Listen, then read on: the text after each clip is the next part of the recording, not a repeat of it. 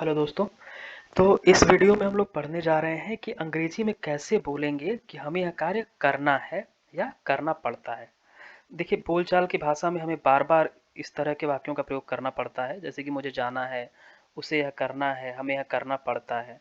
तो अंग्रेजी में जो फ्रेज होते हैं उस इसके लिए वो होते हैं हैज टू और हैव टू। तो इस वीडियो में इन्हीं दोनों के बारे में हम विस्तार में चर्चा करेंगे।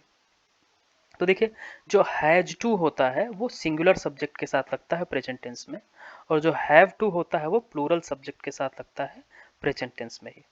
ठीक है। अब उदाहरण देते हैं। उसे घर जाना है, he has to go home.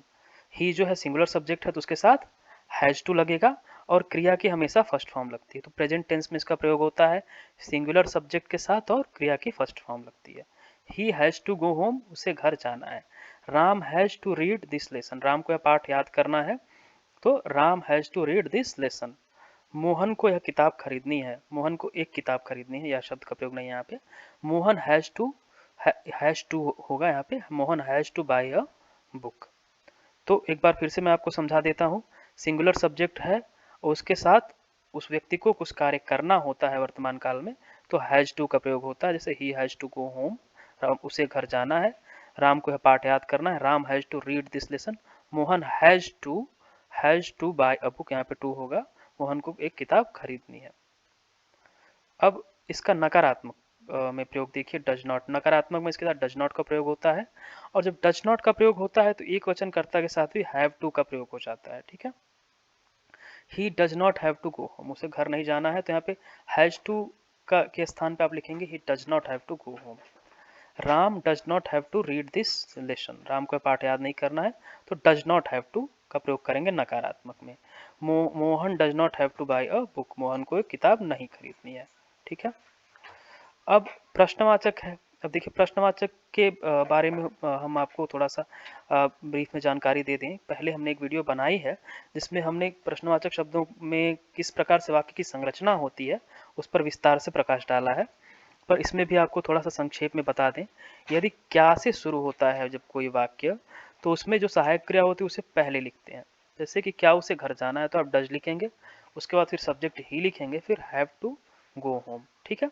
क्या उसे घर जाना है, does he have to go home. राम को यह पाठ क्यों याद करना है, तो यहाँ पे जो प्रश्नवाचक शब्द आया है उसको पहले लिख देंगे आप। ध्यान दीजिएगा, क्या से शुरू होने में क्या की अंग्रेजी पहले नहीं लिखते हैं, जो आपका डज या डू जो भी सहायक क्रिया उसे पहले लिखते हैं। और यदि कोई प्रश्नवाचक शब्द आता है वाई, वेयर, हाउ, तो उन्हें पहले लिखते हैं, उसके बाद डज या डू जो भी सहायक क्रिया लिखते हैं। Why does Ram have to read this lesson, Ram को यह पाठ क्यों पढ़ना है, वाई पहले लिखेंगे, डज फिर सब्जेक्ट राम, उसके बाद have to read this lesson, why does Ram have to read this lesson. ठीक है। मोहन को कहाँ जाना है, where does Mohan have to go, ये हैव टू है यहाँ पे, where does Mohan have to go. ठीक है। रमेश को पैसे कहाँ भेजने हैं, where does Ramesh have to send money. ठीक है।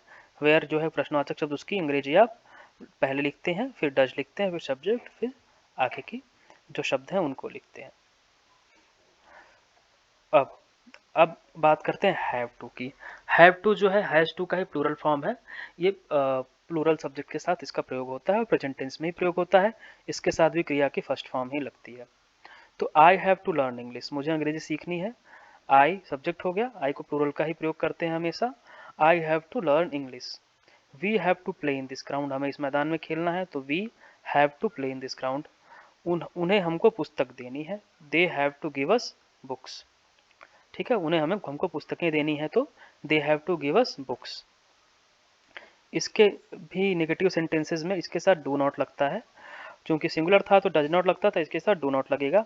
एक बार आप टेंस को अच्छे से पढ़ेंगे, हमने टेंस पे एक सीरीज बनाई है सारे टेंसेस के लिए अलग अलग वीडियो, तो आपको डू डज इन चीज़ों के प्रयोग में सरलता होगी और आसानी से समझ पाएंगे।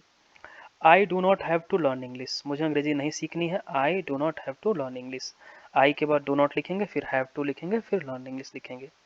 We do not have to play in this ground, हमें इस मैदान में नहीं खेलना है, वी के साथ डू नॉट, फिर have to, play in this ground. उन्हें हमको पुस्तक नहीं देनी है, they do not have to give us books, पुस्तकें नहीं देनी है, गिव अस बुक्स। ठीक है। तो अगर आपका जो सब्जेक्ट है वो प्लूरल है, तो उसके साथ आप, और नकारात्मक है आपका वाक्य, तो उसके साथ डू नॉट हैव लिखेंगे आप, डू नॉट हैव टू। समझ में आई बात? फिर आगे देखिए, अब हम प्रश्नवाचक वाक्यों की बात करते हैं। जैसा कि मैंने आपको प्रश्नवाचक वाक्यों के बारे में भी पहले चर्चा की है। अगर क्या से शुरू होता है तो आप अपने सहायक क्रिया से शुरू करते हैं, और यदि कोई प्रश्नवाचक शब्द आते हैं तो उन प्रश्नवाचक शब्दों की अंग्रेजी को ही पहले आप लिख देते हैं। मुझे अंग्रेजी क्यों सीखनी है, why do I have to learn English, प्रश्नवाचक चिन्ह होगा यहाँ पे, why do I have to learn English. हमें कहाँ खेलना है, फिर तो कहाँ की अंग्रेजी पहले लिखेंगे प्रश्नवाचक शब्द की, where do we have to play. ठीक है।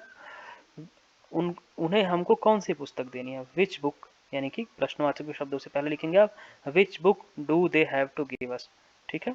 तो हमेशा ध्यान दीजिए, आप जब प्रश्नवाचक शब्द आता है तो पहले प्रश्नवाचक शब्द की अंग्रेजी, उसके बाद फिर डू, उसके बाद सब्जेक्ट यानी कि आई वी और दे जिस प्रकार यहाँ पे है, उसके बाद हैव टू, और फिर बाकी जो क्रिया है जैसे लर्न प्ले गिव है, उसके बाद बाकी शब्द लिखते हैं।